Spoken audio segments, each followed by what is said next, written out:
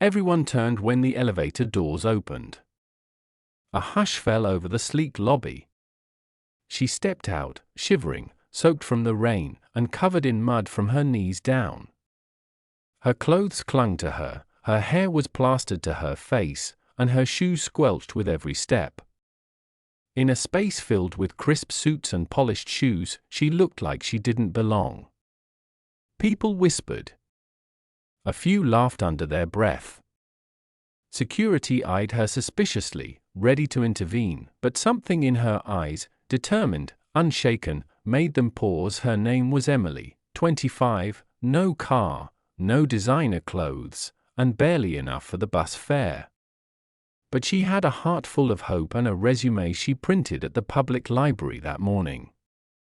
She had woken up before dawn to prepare, but on her way, she saw an elderly man fall near a flooded curb.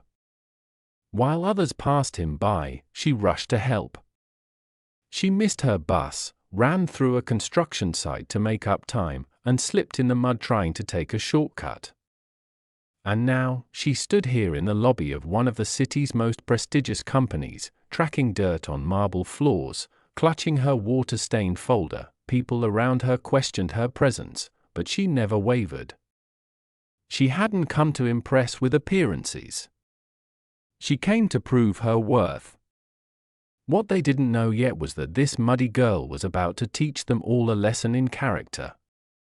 And it would start with just one chance. She had left home before sunrise, her clothes neatly pressed, her resume carefully tucked into a plastic sleeve to protect it from the rain. Her small, worn-out umbrella offered little defense against the storm, but she was determined. Today could change her life. As she stepped onto the street, she saw Mrs. Harris, her 80-year-old neighbor, struggling to carry bags of groceries up her porch steps, rain soaking her thin coat. Without hesitation, Emily ran over, umbrella forgotten. "Let me help you," she said gently, lifting the bags and guiding the old woman inside. She didn't think twice. She just did what felt right.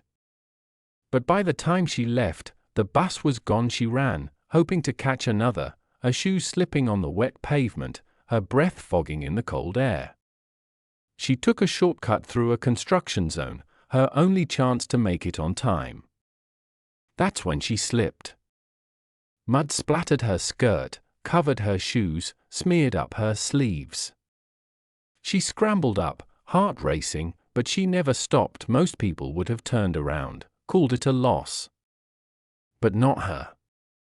"She needed me more than I needed to be early," Emily would later say, and in that moment, soaked to the bone, shivering, and covered in mud, she kept running toward the very opportunity she feared she'd just ruined. What she didn't realize was that her greatest act of kindness would soon become her greatest strength. The boardroom gleamed with polished wood and glass, a modern fortress of ambition.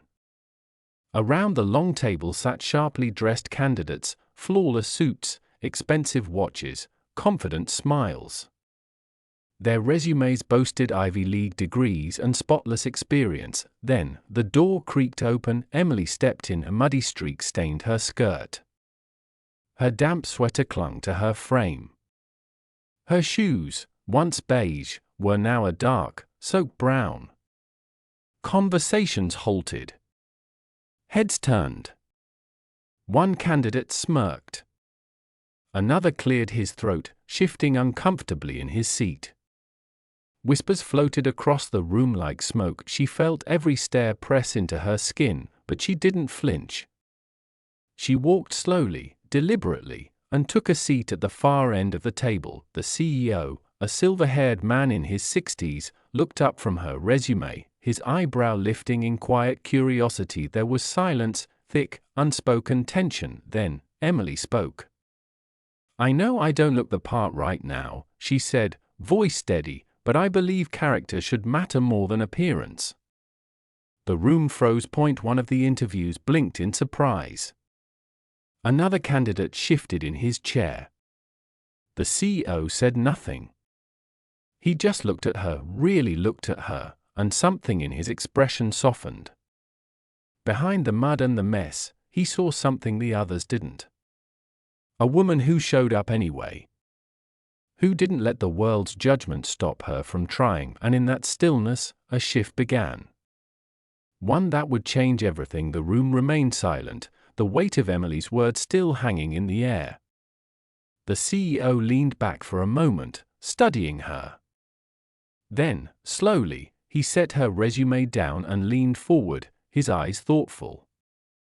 30 years ago, he began, his voice calm but edged with memory. I walked into a bank interview covered in grease from my night shift at the auto shop. The room shifted. The candidates glanced at each other, unsure if they heard him right. I was 22. I had no degree. I worked nights fixing engines and days studying at the library. I was exhausted, broke, and when I showed up, the receptionist almost sent me away. He smiled faintly, eyes distant now. The visuals played in his mind, a younger version of himself, greasy hands, oil-stained jeans, tired eyes, sitting nervously across from a polished banker. The discomfort. The stares. The doubt.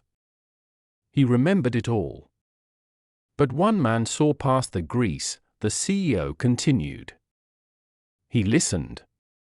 He gave me a chance. That day changed my life. He looked directly at Emily. Today, I return the favor. The room held its breath. I see grit. I see integrity. And I see someone who didn't let mud or judgment stop her. That's the kind of person I want in this company. Emily's eyes welled, but she didn't cry. She simply nodded.